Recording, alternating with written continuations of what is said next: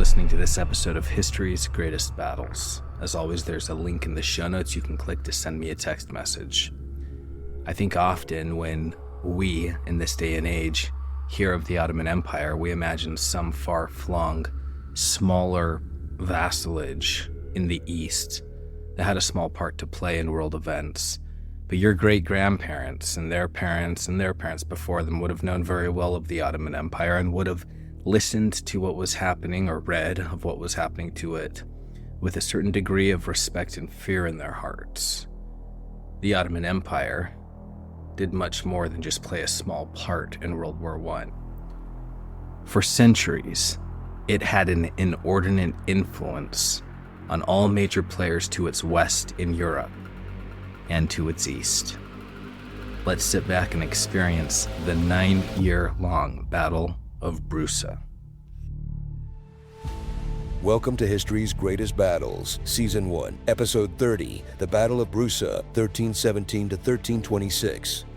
Byzantine forces, unknown, but likely thousands of men. Turkish forces, also unknown, but likely thousands of men. The conquest of Brusa marked the dawn of a new era.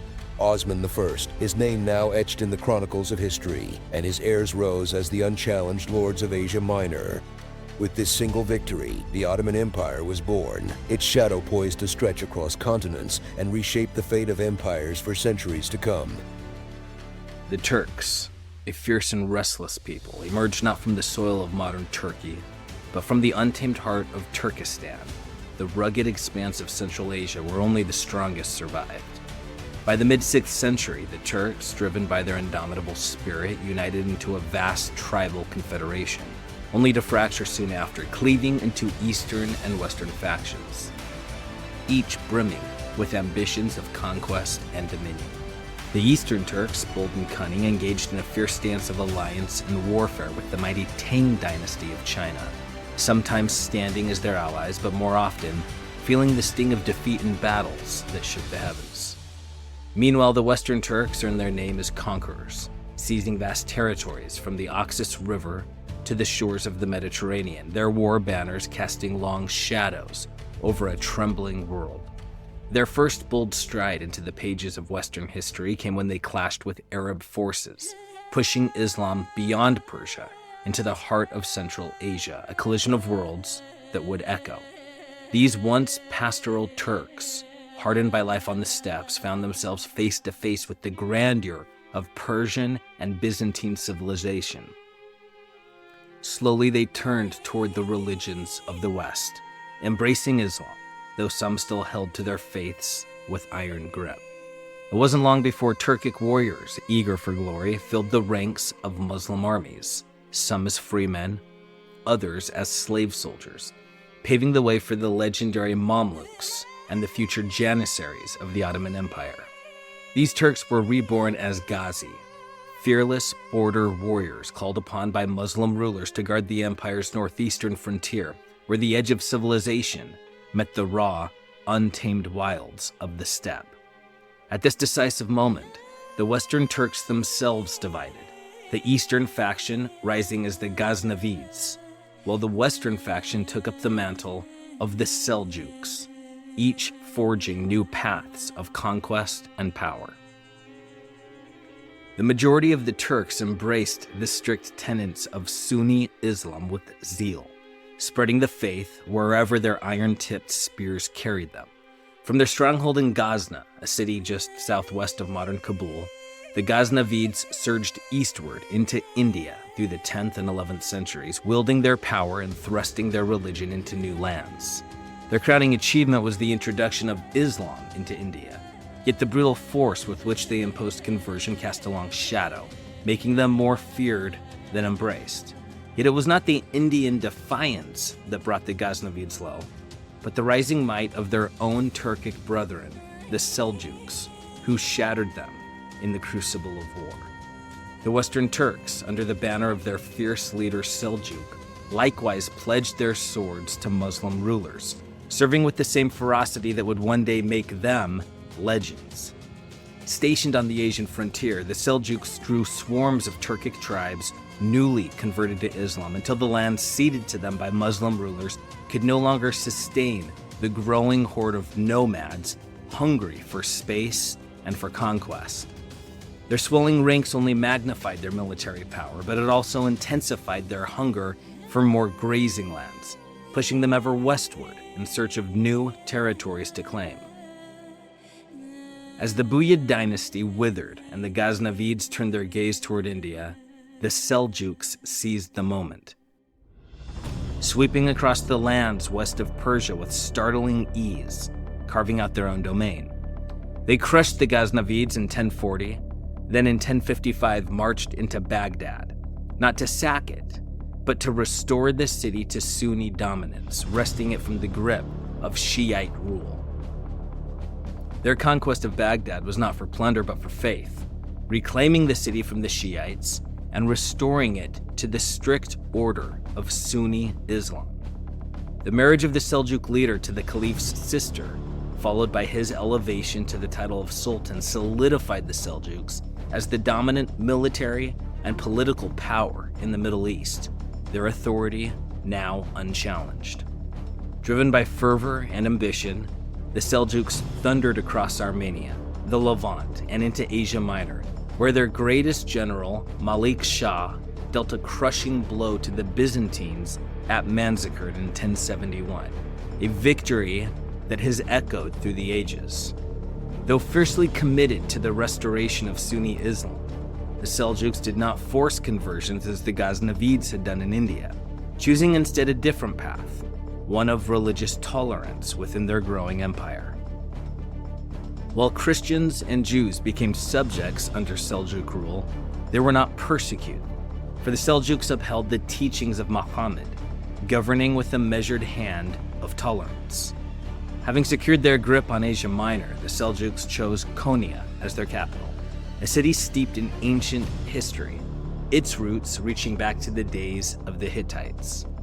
Konya flourished under Seljuk rule, transforming into a beacon of culture and learning, a testament to the Seljuks' vision beyond the sword. The rigid orthodoxy of the Sunni Seljuks sent waves of fear through Europe, where rulers cast aside diplomacy and chose the sword, sparking the flames of the Crusades. Though the Crusades failed to establish a lasting European foothold in the Middle East, the Seljuks' reign, unbroken by Christian armies, was ultimately shattered by the same force that had once brought them to power, an invasion from Central Asia, this time under the unstoppable Mongols of the 13th century. The Seljuk hold over Asia Minor crippled the Byzantine Empire, leaving it vulnerable to its final conquerors, the Ottomans, heirs to the Seljuks' legacy of dominance. The rise of the Ottoman Empire was a triumph of perfect timing and brutal precision. By the late 13th and early 14th century, the Mongols, once a thunderous force, had lost their grip, and the Byzantine Empire, a shadow of its former glory, stood on weakened legs. In the lands of Asia Minor and beyond, the absence of strong rulers created a dangerous void, a vacuum waiting to be filled by a force with the strength and the ambition to dominate. The people of Asia Minor clung to their steppe roots, restless and unruly, disdaining the sedentary life. They were a breed of warriors, honed by generations of battle, their hearts set on conquest. This same fierce independence had been the Seljuks' Achilles' heel. Their rulers' futile attempts to bind these wild spirits with taxes and settled living sparked rebellion, keeping their empire from solidifying into lasting power. The Turks were loyal only to strength. Birthright meant nothing to them. Only victory did. Their leaders had no choice but to keep the fires of war burning, for conquest was the only currency that could buy their people's allegiance. Osman I, a man of iron will and relentless ambition, emerged as the dominant prince of Asia Minor, drawing warriors to his banner, his name whispered with awe and respect in the chronicles of history that have come to us from their time. In 1290, Osman was granted lands for his service to the Seljuks. His base was the town of Sorgut, a place rumored to have been fortified long ago by Hannibal himself. Strategically nestled southeast of Constantinople, It stood near the Sea of Marmara, perfectly poised for greater ambitions. With his lands pressed against the Byzantine frontier, Osman stood at the gateway to Christendom. Warriors flocked to his side, eager for the honor and riches that came with battling Christians, far more glorious than shedding the blood of fellow Turks. Osman's raids against the Byzantines were savage, and they were calculated. Sometimes they were swift strikes for plunder. Other times they were deliberate moves to seize territory, and each action made the eyes of Constantinople turn nervously towards him. Among all the princes of Asia Minor, none cast a darker shadow over Byzantium than Osman. He was seen as the greatest threat, a rising storm on their weakening borders. Osman set his sights on three jewels of the Byzantine frontier: Nicaea, Nicomedia, and Brusa. In 1301, he struck first at Nicaea, laying siege to this ancient city determined to pry it from Byzantine hands. The siege of Nicaea drew the full attention of Emperor Andronicus II. In a bid to save the city, the Byzantines dispatched 2,000 soldiers to break the siege, but Osman ambushed and annihilated them at the Battle of Baphaon, a crushing blow to Byzantine pride. The countryside emptied as terrified locals fled to Nicomedia, seeking refuge from Osman's advancing forces. Desperate, the emperor turned to Alan mercenaries to confront him. But even these hardened warriors fell before Osman's relentless onslaught in 1302 and again in 1304. Despite his victories, Nicaea and Nicomedia held firm. Unable to take them by force, Osman returned to his favorite tactic: raiding, continuing his campaign of terror across Byzantine lands. Brusa, once a town equal in stature to Nicaea and Nicomedia, had never fully recovered from the Gothic invasions of the 3rd century. Unlike its neighbors, it remained in a state of decline under Byzantine rule, its former glory a distant memory.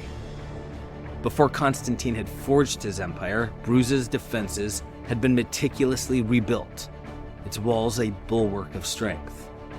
When Osman laid siege to the town in 1317, these ancient fortifications proved their worth, withstanding his relentless assault for over 9 years. The siege of Brusa remains shrouded in mystery. Few records survive to tell the tale, but we know this: it was a grueling, drawn-out affair. Some sources suggest it may have been more intermittent than continuous. But for nearly a decade, the shadow of war loomed over the city. On April the 6th, 1326, Brusa's walls finally crumbled. But Osman, the relentless warrior who had brought the city to its knees, lay on his deathbed. He would never set foot inside the gates of the city he had fought so hard to take. Osman's son Orkhan ascended to power, inheriting his father's mantle in the city of Brusa. With bold vision, Orkhan claimed Brusa as the capital of the new Ottoman Empire, a throne from which his dynasty would rise to dominate the known world. The scars of the siege were swiftly healed. Under Orkhan's hand, Brusa's former splendor was revived. Its streets once again bustling with life, and its elegance restored as befitted the capital of a burgeoning empire. Brusa soon blossomed into, quote, a great city with fine bazaars and broad streets, worthy of the greatest of the Turkmen kings, end quote. A symbol of Ottoman grandeur and ambition.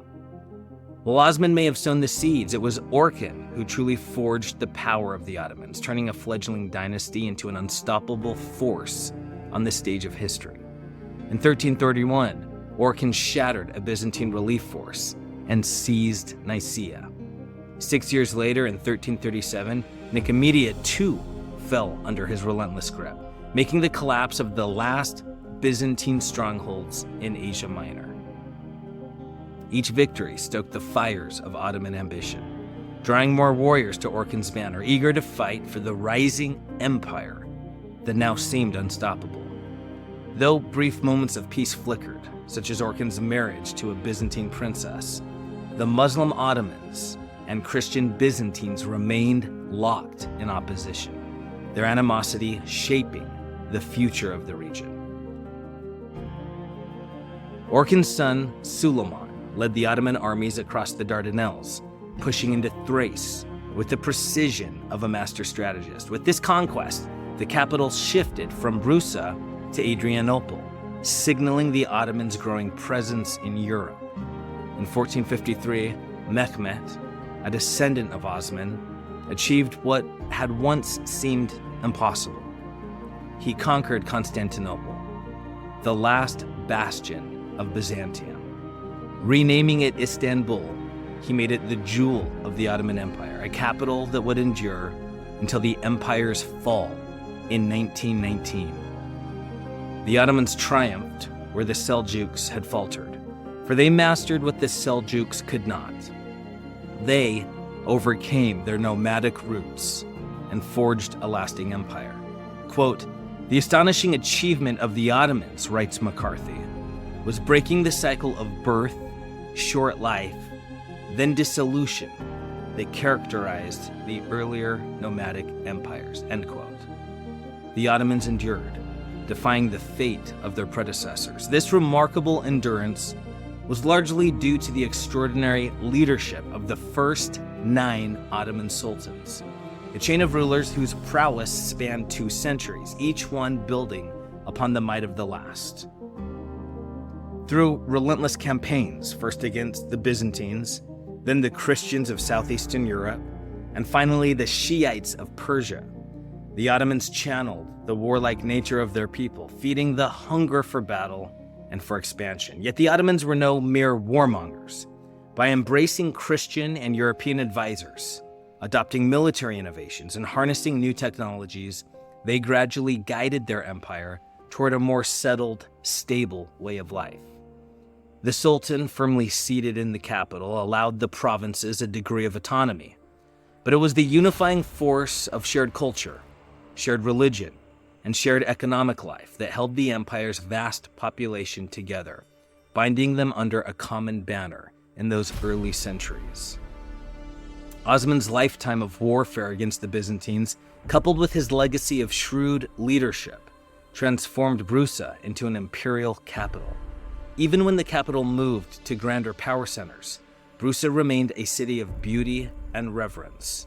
Muller writes, quote, "The successors of Orkhan beautified and sanctified the city by building mosques and tombs, the earliest Ottoman shrines," end quote, immortalizing the city's place in the annals of Ottoman history.